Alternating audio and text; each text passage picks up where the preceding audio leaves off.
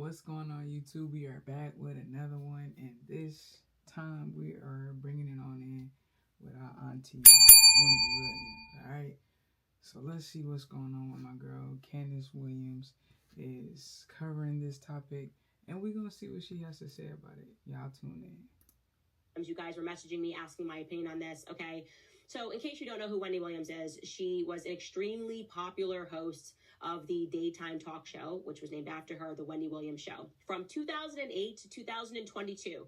That is a very long time.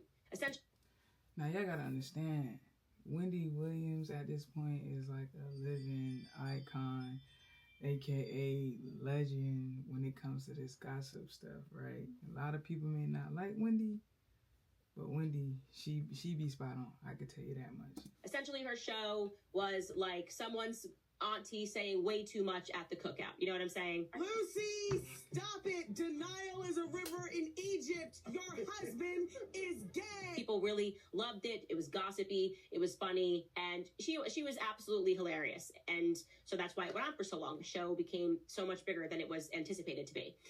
Well, essentially in 2022, she stepped down from hosting due to medical issues stemming from Graves' disease. I mean, that was what we were officially told for the reason that she was leaving. Now, all of a sudden, she is in a conservatorship, and trying to trace how she got into this conservatorship is quite difficult. What I can tell you is that she was getting divorced. She got a divorce, rather, in 2020, okay? She was married to a guy named Kevin Hunter from 1999 to 2020, and we know that the end of this was definitely traumatic, I would say. It was a traumatic ending to a relationship. It has been alleged, and I think with a ton of proof that has been presented, that she kind of, at the end of this marriage, went off the wagon drinking-wise. She was drinking a bunch, and she found out that he was, and again, I'm taking this from online chatter, as well as the documentary my cousin was telling me about, that essentially he had a whole double life. That he. Now that's wild, you feel me? Wendy, even, that's why I say it don't matter about the money, it don't matter about the fame, because people gonna do what they want to do regardless how much you do for them. And this lady didn't even know this man was living a double life, allegedly, you get what I'm saying? And y'all know, like, after that happened, like, Wendy definitely went AWOL. So yeah, he was cheating on her. And women, when they're coming out of long relationships, you tend to see this, and men as well, their personalities will go through some sort of an adjustment. And some people will say, oh, you're spiraling. It's just, but she obviously was drinking a lot. Okay. Now, what happened thereafter is quite confusing. She had this financial advisor. Her name was Lori Schiller. And Lori Schiller somehow flagged, it seems, that spending was happening in her account that was atypical to how she spent. And she had been her financial advisor for like 14 years. See, people be waiting for you to come short and not be sharp on your A game. That's when people try to take advantage of you, but it happens. Somebody saw this as a moment to basically act on the vulnerability of Auntie Wendy, and they went for it.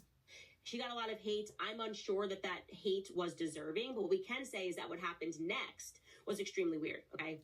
So it seems like Lori Schiller took that to her bosses at Wells Fargo, because she kept saying that Wells Fargo was not defending her. Lori Schiller, working at Wells Fargo, was saying that she was taking a public lashing and she didn't deserve it.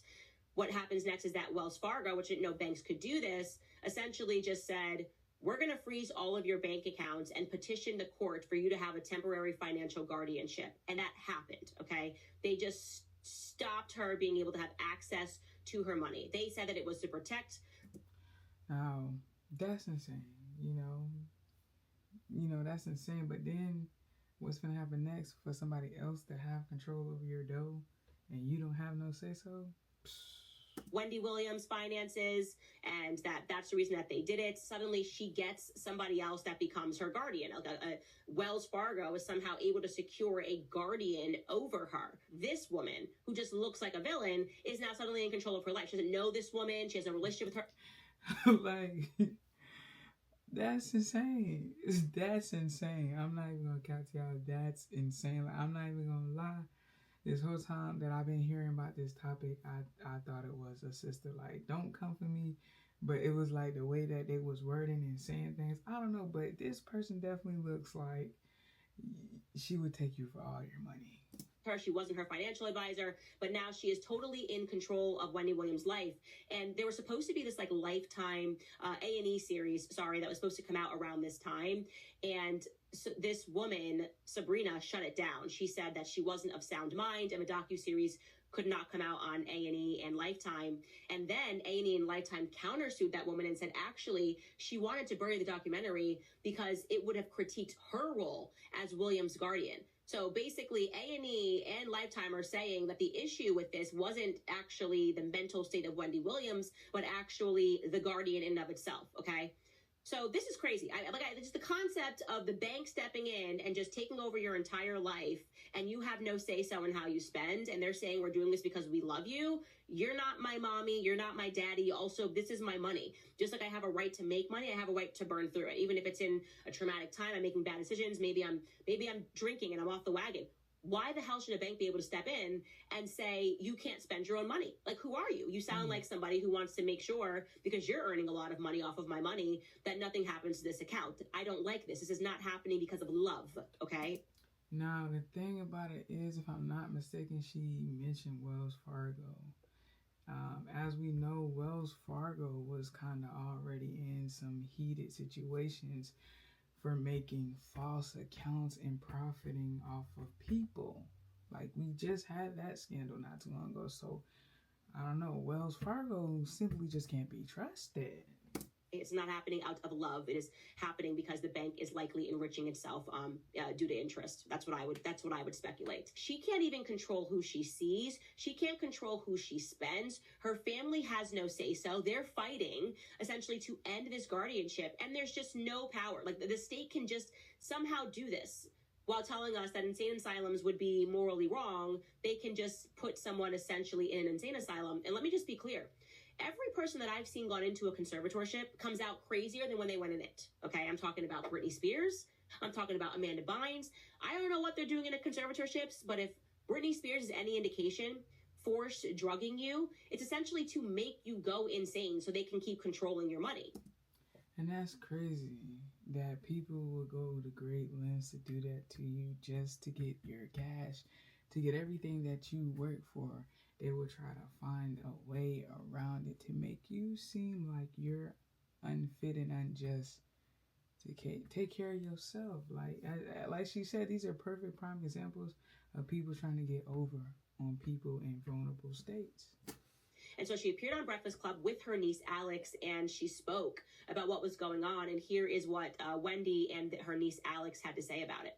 I am not cognitively impaired, you know what I'm saying? No, but I feel like I am in prison. You understand what I'm saying? She's there in New York, in this place, essentially like what some would call a luxury prison, right? This is her room. That's literally her apartment.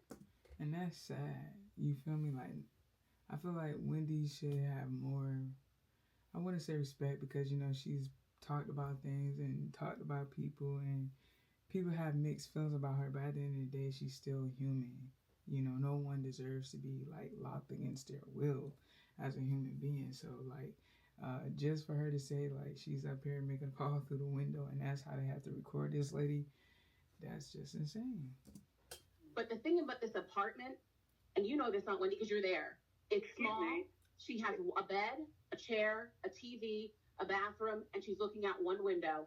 A building's across the street. So now Wendy Williams is essentially calling on friends to speak out because she can't do anything. Like, again, this is the most terrifying thing. I don't even know how this is allowed legally. This should obviously be abolished unless she is physically harming someone, okay? There is nothing that is wrong with going broke.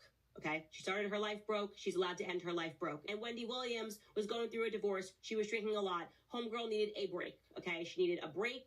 She did go to rehab, by the way, which is what I'm saying. I don't have an issue with someone who is going to rehab and trying to get her life back on track. I have an issue with the bank stepping in and saying your money is now mine. And now I get to appoint an attorney who's going to say that actually you need to be in this forever, and no one can speak out on your behalf. But fortunately, someone has, and that person is Harvey Levin. Obviously, we know him from TMZ. Very powerful guy in Hollywood, and he has a lot of friends in Hollywood. And he spoke on the phone with her. with Wendy Williams for an hour and a half, and he too is disturbed by the fact that she's in a conservatorship. Take a listen to what he had to say. I can tell you that the Wendy Williams I spoke to today is the same Wendy Williams that I knew 10 years ago. There was no difference. She was lucid, she was articulate, she was with it, and she was opinionated. I'm not going to get into the specifics because it was an off-the-record conversation, but she wants me to give my evaluation of what I heard. Charlemagne the God was on the phone call as well, and my impressions were precisely what Charlemagne has already said, that Wendy Williams seemed like she could have done her radio show today. And that's crazy. The person who was over this conservatorship, like, would not let this lady speak on the phone, have an iPad, like, can't leave out of her place unless it's with that person that's her guardian. So basically, like, not having no outside contact. So this is actually, like, for the better for Wendy, because legally, no, it just seemed like they would keep her there just to keep earning the money. There was no lapse in her judgment. There was no hesitation in what she was saying. And I'm not a doctor, but I am alarmed that Wendy Williams has had her freedom taken away from her. And I don't understand exactly why. Nobody understands exactly why, and that is the problem. And so this is something that I am drawing attention to because, again, this is terrifying, and this relates to politics when we speak about the overreach of government. It has nothing to do with the bank, and the bank is not doing this because they love her. And so I view this as her being wronged. I view this as her being imprisoned, and I want to use my platform to say that Wendy Williams should be freed before they do to her what they did to Britney Spears.